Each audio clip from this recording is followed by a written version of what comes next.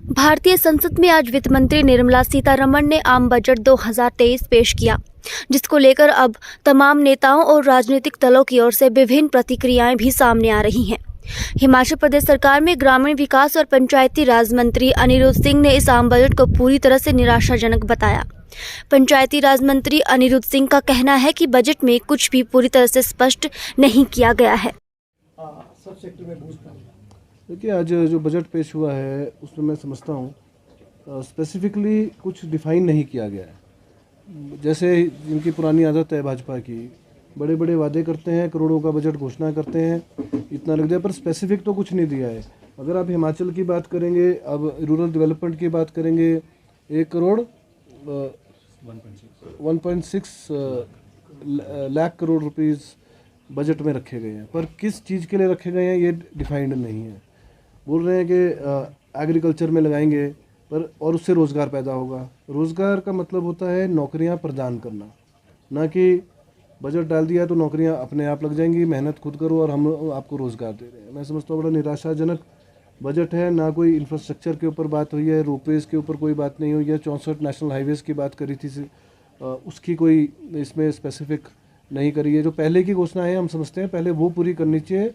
Railways की बात करी गई है, रेलवे में बजट रखा गया है, पर आज तक हिमाचल प्रदेश में 1 इंच भी जो है, हमारी उम्र भी कोई करीबन 45-46 साल हो गई है, पर हमारे सामने भी जब छोटे थे तब से हर बजट में जो है रेलवेज़ की बात करते हैं, पर 1 इंच रेलवे लाइन जो है हम लोग नहीं बढ़ा पाए हैं।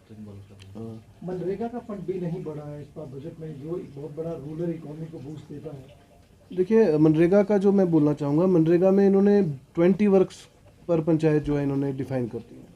अब 120 दिन देना एक्ट में है, नहीं तो उसको बेरोजगारी भत्ता लगाना हमारी जो है जिम्मेवारी है।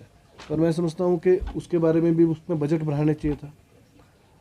आज बोलते हैं दुनिया में 5वीं सबसे बड़ी अर्थव्यवस्था है, तब हमारे डॉलर का रेट क्यों बढ़ रहा है, ये एक सवाल है। अभी अदानी के जो है आप समझो हज़ारों करोड़ रुपए जो है वो डूब गए हैं, लोगों के पैसे डूबे हैं। आज तक LIC घाटे में कभी नहीं गई थी। आज 18,000 करोड़ रुपए घाटे में 3 दिन के अंदर जो है 18,000 करोड़ रुपए लोगों के जो है जिन्होंने LIC पे विश्वास करके लगाए थे वो डूब गए हैं। वो कौन जवाब देगा, उस चीज़ की कोई बात नहीं कर रहा है। आगे आगे जो है मैं समझता हूँ झूठ बोल के, लोगों को ठग के, दूर के सपने दिखा के जो है लोगों के वाहवाही लूटने का काम भाजपा ने किया है, और फील्ड में लेकिन कोई मैं नहीं समझता कुछ प्रैक्टिकल वर्क करता है। हिमाचल प्रदेश में अमूमन बजट बढ़ाया है तो रोज़गार आप कैसे बढ़ाएंगे? बजट कुछ ना कुछ इनको स्पेसिफिक देना चाहिए। स्मार्ट सिटी जैसे दी थी, तो इसको रूरल एरियाज़ के लिए भी कोई ना कोई प्रावधान करना चाहिए। जो चीज़ देते हैं सिटीज़ के लिए देते हैं, पर ग्रामीण क्षेत्रों के लोगों को नज़रअंदाज किया जाता है पूरे देश में। ग्रामीण एरिया में जिस तरीके से कृषि स्टार्टअप को लेकर इस बार के बजट में एक स्पेशल सेक्शन रखा गया, आप इस इनिशिएट को किस तरीके से देखते हैं कि ग्रामीण इलाकों में अगर BBB मोड पे कृषि करने के लिए लोग आएंगे तो उन पर आपका क्या देखिए? देखिए, PPP मोड पे मैं समझता हूँ कोई आने वाला है नहीं एग्रीकल्चर के सेक्टर में। तो ये मैं जैसे कि बोला, ये गोलमोल करके बजट पेश किया गया है, और ग्रामीण क्षेत्र के लिए PM आवास योजना का फंड बढ़ाया जाएगा। इन्होंने कहा जाएगा, ये नहीं कि गया है, ये जाएगा। मतलब वही बात है। अभी तक आप अगर आप फैक्ट देखेंगे तो एक पंचायत को तो एक ब्लॉक में जहाँ 50 पंचायतें होती हैं, 45 से 50 पंचायतें पर ब्लॉक होती है, उसमें 4-5 घर आते हैं सिर्फ गरीबों के लिए। तो गरीबों के लिए तो कुछ कर ही नहीं रहे हैं, केवल रेलवेज़ को प्राइवेटाइजेशन की बात कर रहे हैं कि प्राइवेट कर देंगे। LIC को प्राइवेट कर दिया, एयरपोर्ट्स को प्राइवेट कर दिया, PM ऑफिस को प्राइवेट करेंगे, ये देखने वाली बात है। रेलवेज़ का भी बताया मैंने, रेलवेज़ का इन्होंने अभी आज बोला है कि प्राइवेट सेक्टर में भागीदारी दी जाएगी। तो हर चीज़ जो है प्राइवेटाइजेशन की ओर जो जा रहे हैं, तो मैं समझता हूँ कि प्रधानमंत्री को भी प्राइवेटाइज करना चाहिए। डिजिटल खेती की भी बात हुई है, डिजिटल खेती को बढ़ावा दिया जाएगा, इसमें क्या कहेंगे? देखिए, डिजिटल देखो, टेक्नोलॉजी का इस्तेमाल ज़रूर करना चाहिए, चाहे वो वेदर संबंधित हो। डिजिटलाइजेशन कैसे, डिजिटल से कोई चिप लगा के तो सब्जी होने वाली है नहीं, वो तो पौधी लगानी पड़ेगी तभी उगेगी। लेकिन हाँ, देश में जो है मैं समझता हूँ कि वेदर कंडीशंस के लिए डिजिटलाइज कर सकते हैं हम कि वेदर कंडीशंस कैसे होंगे। वाटर में अपने आप कैसे चलेगा पंप, वो डिजिटलाइजेशन हो सकती है।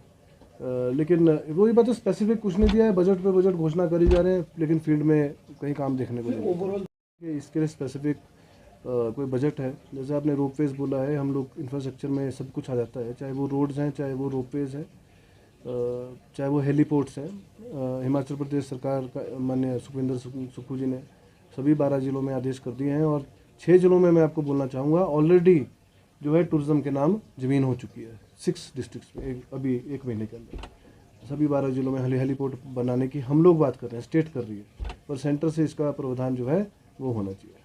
एक सर, आखिरी सवाल, टूरिज्म को बढ़ावा देने के लिए सरकार कह रही है कि भारत दर्शन योजना लेकर आ रही है, लेकिन आपको लगता है कि हिमाचल प्रदेश में, क्योंकि कनेक्टिविटी एक बड़ा इशू है, एयरपोर्ट अभी तक बना नहीं है इंटरनेशनल लेवल का, तो उसके लिए भी कोई प्रावधान नहीं है।